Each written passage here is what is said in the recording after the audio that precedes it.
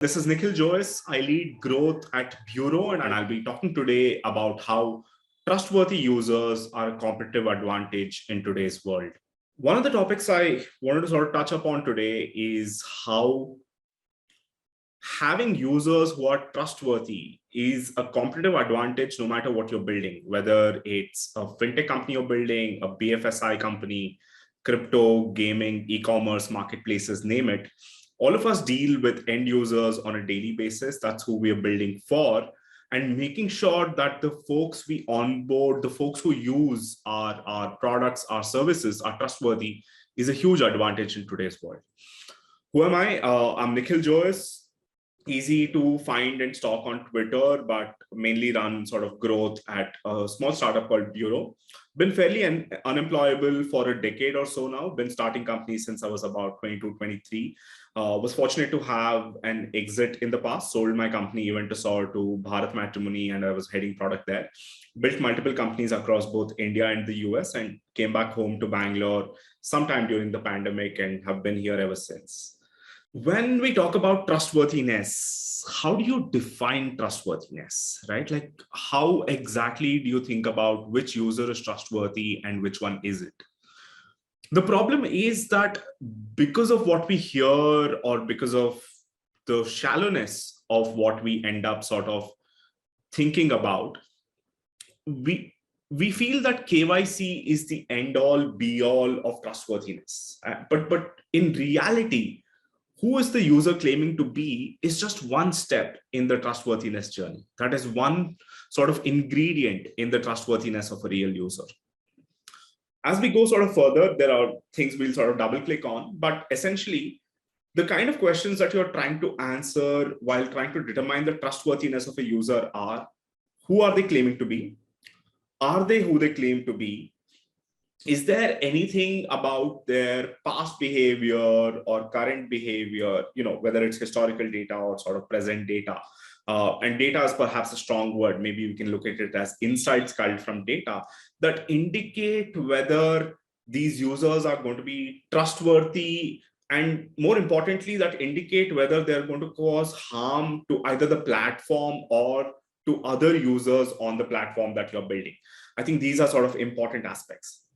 And most importantly, it's important to also know if person A is the one who signed up and if they are continuing to sort of use the product or the service that you've built as well. Account takeover is sort of a huge issue as well. Now, why are we talking about all of these things? It's because trustworthiness is something that becomes a check mark of sorts, right? Like, I don't know, most of us sort of often go and work out of like either cafes or restaurants or co-working spaces. If you sort of walk into a washroom or a restroom there, you'll see a chart behind the door that has sort of a check mark about when it was last cleaned or when it was last sort of taken care of and stuff like that. While that is an indicator that some action has been taken, is that necessary? Is that sufficient? Is it both? That's a question that sort of, leaves much to imagination. Similarly, on digital sort of journeys that we have, we can't look at a pure sort of a KYC play just because a regulator, let's say in India, like an RBI or a SEBI said, you need to check XYZ, and then you realize that a user is trustworthy or not. That's just not there. That's just not sufficient. And that's something that I want to talk to you more about. Now, while the trustworthiness factor is an important one, one of the other things that hasn't translated really well to the online journey or the online persona, especially in the way we build products, especially in a country like India, is the whole sort of thesis behind trying to sort of prove innocence of users, right? Like, if you look at the legal system in our country, we're a very Gandhian sort of nation in that sense. You have innocent until proven guilty in general as sort of the criteria. But if you look at any user journey online, and a bunch of you must have built a bunch of sort of user journeys through your career or perhaps even before that, you realize that the way we sort of think about online personas and online journeys is we assume every user to be guilty until proven innocent, and the onus is on the user to prove sort of their innocence. And this fear and this paranoia, because of a few bad instances, sometimes lead to us as builders adding seemingly unnecessary friction. And unnecessary friction leads to only one thing, and that is drop offs. Right. So one of the things to keep in mind while rooting for a higher number of trustworthy users or a higher ratio of trustworthy users is also to be cognizant of the fact that 92 to 95% of your users, no matter what you're building today, are going to be people like you and me, people who are trustworthy. So making sure that they are treated fairly, that you're not infringing on their right to have a sort of a smooth user journey, and not adding unnecessary roadblocks everywhere, and allowing them to sort of smoothly go through the process of whatever you have built, whether it's an onboarding journey, a transaction journey, or any other part of the user journey, is also sort of important. And not all methods of sort of trustworthiness are created equal, right? Like when you're doing a trustworthiness check, there are multiple sort of methods, and we'll sort of dive into a few of them, but not all of them are created equal. Some of them, there's always a trade-off between fighting fraud or finding the trustworthiness of a user and adding friction. And necessary friction is, of course, a good thing, but sometimes we can sort of get carried away with paranoia and fear, and go towards sort of seemingly unnecessary friction as well. Now, how do you check for trust? What are the different ways in which you check for trust? I'm going to double click on a few of these, but what most of us think of when we say trust, and it's something that I brought up earlier as well in terms of the KYC aspect, is government issued IDs. In a country like India, you have multiple sort of government issued IDs. Some of them count as proof of address or POA, and some of them count as POI, which is proof of identity. These are sort of starting with ration cards to passports to your Aadhaar card, your PAN card, your voter ID, your driver's license. We have a plethora of these sort of IDs that we end up using in different places. Something as simple as sort of booking a flight ticket or booking a hotel room, right up to sort of complex and higher stakes sort of transactions, such as opening a new banking account, or applying for a new card, or anything of that sort. Now, even in the government IDs, there are multiple ways to sort of check for trust. The most basic one, of course, is checking against sort of a government database and making sure that the details that the user is claiming to have do match what is on the government database. This is fairly sort of basic when it comes to the check, but you can sort of go even beyond that, right? Like, so for example, you want to make sure that these are not forged documents that a user is using. You want to make sure that these are documents that are valid, right? Like most of these IDs come with a certain amount of sort of validity, 10 years, 15 years, expires at whatever. You want to make sure that the validity is legit. You also want to make sure that there is sort of a face match, right? Like, because that's one of those parameters where my ID could say my face looks like this and my face could look like this. Of course, some of us have put on lockdown weight and may look slightly different, but there are ways to sort of test against government IDs and current sort of facial structure and check if the user is who they claim to be or not. Similarly, forgery checks are super important. There are a lot of government issued IDs that are floating around. A simple Google search for PAN cards or Aadhaar cards in India will fetch you like a bunch of leaked documents. Don't even get me started on what's available on, say, Telegram or the dark web or anywhere of that sort, right? Like, so base layer, good. And in most cases, these are mandated by governing bodies, right? Like whether it's an IRDAI or a SEBI or an RBI or any of these bodies, sometimes mandate this as part of their compliance sort of a flow. The second check for trust is something that most people ignore, but these are sort of fairly obvious checks if you look into what is available. But I mean, think really hard about when the last time you changed your phone number was. Your government IDs were issued by governments, your names were assigned to you probably by your caretakers or somebody in your family. But the parts of your identity that you possibly chose for yourself are your phone numbers and your email addresses.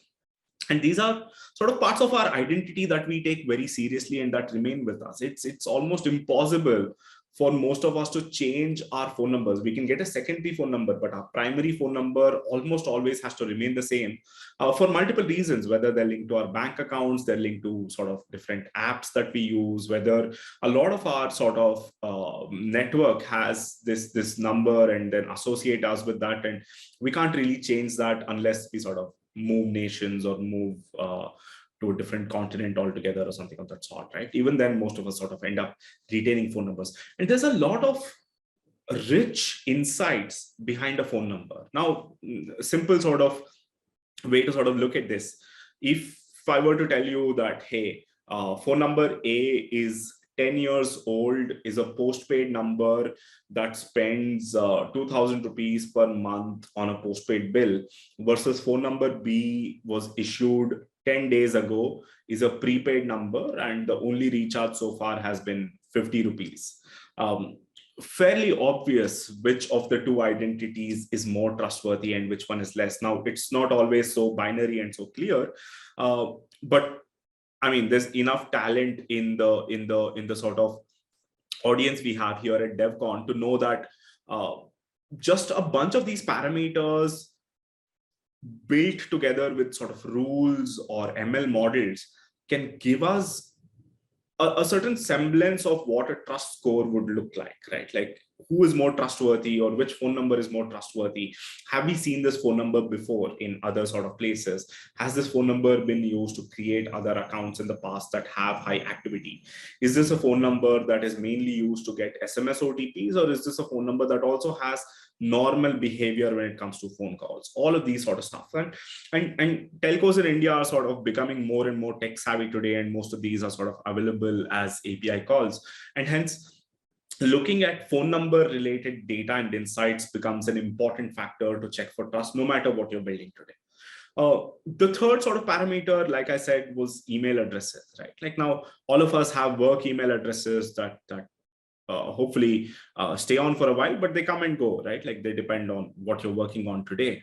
But your personal email address, now that's something that you've probably had for a while. It's something that you use to sign up for multiple services. It's something that you use for your promotions. It's something that you use to read all of the content that you read online. Emails are sort of here to stay and have been for a while.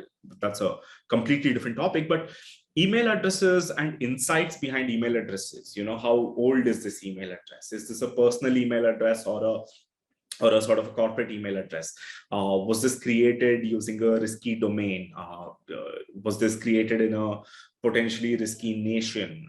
Was this involved in any sort of past leak? All of us probably have signed up on Have I Been Pawned, and we've sort of seen our addresses float, or people we know, their addresses float as part of leaks and stuff like that. So email addresses and insights behind email addresses also become an important sort of weapon in our arsenal as we go and check for trustworthiness.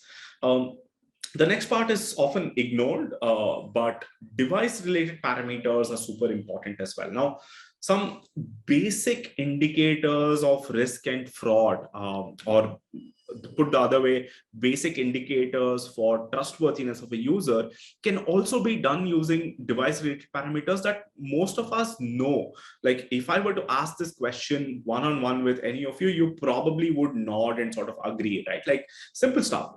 Is somebody using a proxy or a VPN? You probably know who's trustworthy, who's not. I'm not saying it's binary. A lot of us do use them for reasons other than wanting to hoodwink somebody or defraud somebody. But it's sort of a sliding scale there. Proxies, VPNs.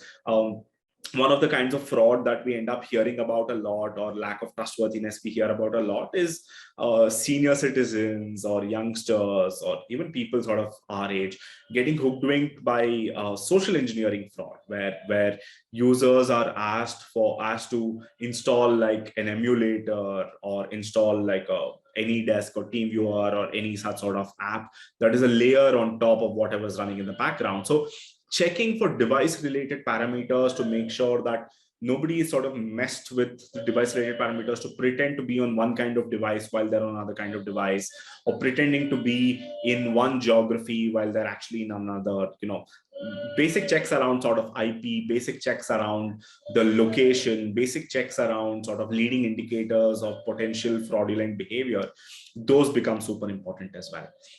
And the fifth sort of parameter that I've found to be helpful when it comes to checking for trustworthiness while building products is sort of behavioral parameters, right? Now, a simple example for this would be everybody who's listening to this right now has probably signed up for hundreds, if not thousands of sort of platforms and apps. Most of them have similar sort of onboarding flows where you need to write your name, your phone number, your email address, perhaps a few more parameters. Now, how many of you actually have most of these parameters as part of your muscle memory, right? Like most of us can type out our phone number in our sleep, like whether it's on a keypad or on a keyboard. But the second you see that there is a Control C, Control V, or a Command C, Command V on sort of any of these obvious sort of parameters while filling a form that is an onboarding form, you know that it's not a real user, right? Like you instinctively sort of know that this is probably somebody who's copying this information off of like an Excel sheet that they found somewhere online. So simple things like that, or it could be something as benign as a form fill speed. Most of us end up building products and we end up either working on the front end or the back end of it. But one thing that I would urge you to sort of think about from a product perspective is also think about how will your end user sort of end up using this? If there's a form to fill or a survey to fill, how long would it take a typical user who's doing this for the first time or second time? Because as you become an expert in doing this, and usually non-trustworthy users do this multiple times, like fraudulent users, the form fill speed actually decreases. They're able to fill forms faster than an average user would. So that is something that you need to sort of be mindful of as well. And today, with the kind of sort of infrastructure we have, with the kind of technology we have available, you can measure things such as, the pressure with which somebody is pressing a button, or the pressure with which somebody is using the screen, and swipe patterns and all sorts of stuff like that, right? So models can be built around behavioral parameters to sort of fingerprint a user on the basis of their behavior to make sure that they are who they claim to be, and especially relevant in account takeover related sort of parameters. And last but not the least, and I'm going to sort of double click on this at some point soon, is sort of the consortium play, right? Like all of us are in sort of the same ecosystem, and all of us are, and you're probably, no matter what sector you're building in, the pool of trustworthy users in your sector is a common one. I'll take a simple example, something like D2C, right? The same people who buy t-shirts online are probably the ones who are also buying sneakers online, or the same ones who are buying sportswear online or masks online, right? Like, so it's the same sort of people going and buying the same stuff and being either trustworthy or not so trustworthy. Similarly, even fraudsters sort of have their usual sort of watering holes or sweet spots or comfort zones, if you will, right? Like they stick to one particular kind of MO that they've gotten good at, or they stick to one particular kind of sort of sector or category that they've gotten good at. So having a consortium play where multiple players within the ecosystem are actually collaborating to make sure that you're sort of expanding the pie together, you're making sure that each of these sort of companies or products is benefiting from the collective wisdom of the network, and not just sort of solving for trust or solving for data security in silos. It's not a single player game, it's a multiplayer game, and we're all better off if we sort of collaborate with each other. That is sort of the different ways of sort of going about checking for trust. Now, one of the things that I touched upon there was the compliance piece itself, right? Now, the issue and the meme on the right hand side is just to sort of drill home the point, but essentially a lot of us, while building just look at compliance, and we feel that is both necessary and sufficient. While most of us are right about it being necessary, for sure, you want to be on the good books of governing bodies that you fall under, or governing bodies you may fall under. I know there's a bunch of sort of crypto and Web3 folks in the room here, but compliance is necessary, but is it sufficient is something that you need to sort of think about, because there's two kinds of damage that might end up happening, right? Like when you onboard users or allow users on your platform or your product that are not trustworthy. The most obvious one is, of course, the financial loss, and that always hurts. But more importantly, something that we think about a lot more and that has a longer lasting negative impact is the reputational loss.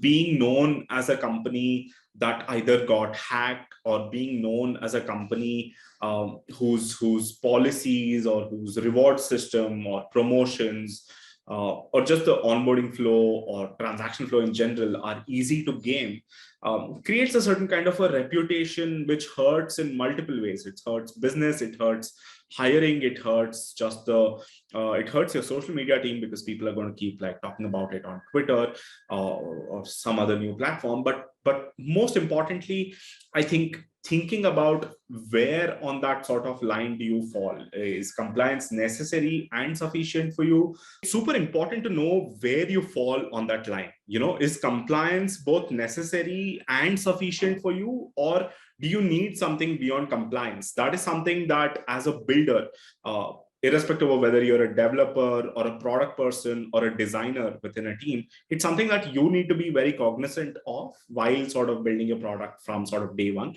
Just makes everything a lot easier that way. There is a trade-off, right? Like there's always a trade-off. It's impossible to sort of have one and not have the other. You always want to have as minimal friction as possible, but you also want to prevent fraud, or you also want to prevent untrustworthy sort of users getting onboarded.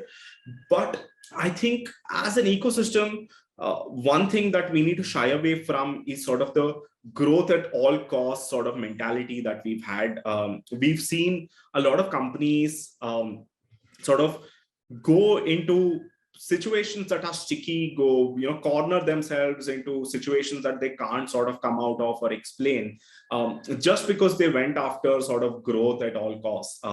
This sort of notion that is the best path or the only path available needs to be sort of eliminated, and you need to think about a more long-term game where losses can be estimated if you go down that path. The reason this is also hard is because there is no sort of silver bullet, right? Like there is no one recipe that says, or one solution that says by using this or by using this magic box, you are only going to get trustworthy users. Nobody on the platform is going to be potentially fraudulent or risky for you. There's no such thing, and anybody who claims that there is either ignorant or trying to sell you snake oil, right? Like, but what also complicates this process is, while there is no silver bullet, the onus is on us as builders to be right every second of every day. For a non-trustworthy user or a fraudulent user on the other side, they only need to be right once. They just need to find that one chink in the armor. And hence, we've always got to be on our feet, always going to think, 2-3 steps ahead. It's sort of, you're playing 3D chess at some point. And most importantly, we should also not forget that while, sometimes the hunt is romanticized, the hunt to go and catch potential fraudsters, to bring people to justice, that is romanticized. But also think about this, right? Like I was mentioning earlier, only 2 to 5% of your user base, and hopefully lower than that, is going to be potentially fraudulent. 95 to 98% of your users, under most circumstances, are going to be trustworthy users. So please don't forget to sort of reward them with better things, right? Like, because trustworthy users do deserve sort of nicer things. And then the question arises, how do you actually reward trust? And so you need to start off with, is this a status driven society, or I'm kidding, that's a different speaker, different conference. But I guess the way to sort of reward trust would be to make sure that your UX is a lot smoother, right? Like it's a lot cleaner. Nobody wants to spend unnecessary time getting onboarded or running a transaction. If you look at all the positive reviews on whether it's an app you've built or a website you've built or a process you've built, most of the positive reviews are going to be about how seamless it is or how slick it is, right? Like, so making sure trustworthy users come across as little friction as possible, no matter what part of the user journey they're on, whether it's authentication, whether it's onboarding, whether you have some sort of an underwriting or a monitoring module or a transaction process or anything of that sort. Making sure that is smooth is sort of the onus is on us to make sure that happens, because it's something that the investment world talks about a lot, right? Like everything is about incentives. And I think Charlie Munger is the one who talks about this. But how do you align incentives with trustworthy users? You got to actually reward them for doing the good things. And only then will you see more trustworthy users sort of come onto the platform. And less friction and more delight is sort of the way to go when it comes to this. The other aspect that becomes slightly sort of confusing when it comes to especially because this is a room full of builders, is where do I build, where do I augment, where do I buy, and where do I delegate? Right, I've taken a few examples here, but no matter what you're building, one thing that should be clear from sort of day one is of course I have this framework called W3 where who are you sort of building for, and what are they using you for, and why are they using your product versus others? Like these things need to be clear, and when that is clear, it also becomes super clear what your core competency is. Now if you're building sort of a lending platform of sorts, the credit scoring is perhaps core to your business, and it's perhaps something that you've built your team around, or as a founder, as a builder, it is your core competency. That's not something that you can outsource, right? Like that's something that has to remain with you. If you're building a e-commerce company or a D2C company or a marketplace or something of that sort, it's probably very growth driven, and that's something that is core to you, and you can't go around sort of outsourcing most of that. So build whatever your core competency is. And then there are aspects that of the business or of the product that you're building that might be unavailable to you, or something that you might not be sort of great at or don't have easy access to. For example, one thing that we spoke about earlier is sort of augmenting your risk rules or your trustworthiness rules with insights behind, say, a phone number or an email address. You probably have to find like a partner, whether it's working directly with telecom organizations or finding other organizations that work with them. If you need to find these alternative insights that need to improve your decision making, augment them with sort of with help externally. In terms of buy, and I think our sort of as an ecosystem, it warms the cockles of my heart that we are evolving. We used to be a country that chose to build all the time versus buy, but now if you look at multiple sort of SaaS tools being used, and I'm sure all of us spend several thousand rupees or several dollars on a monthly basis, just buying or using products that we could have built, but it's just not the best use of our time or our expertise or the talent we have available to us. One thing is very clear: most of us and most of our companies, no matter how small we are, no matter how big we are going through a talent crunch or a tech crunch of sorts. And I don't know how many of you end up actually selling to enterprises or selling to startups, but you'll realize that the biggest sort of hindrance to buying today is not you being compared with another competitor. It's actually whether the engineering team has the bandwidth to take this up or not, because they're competing with against sort of multiple sort of priorities, whether it's in-house sort of products or features that need to be built versus augmenting with something from the outside. So buying becomes an important aspect, because you can't build everything. You should not be building everything. There are aspects that somebody else is probably great at, that is their core competency.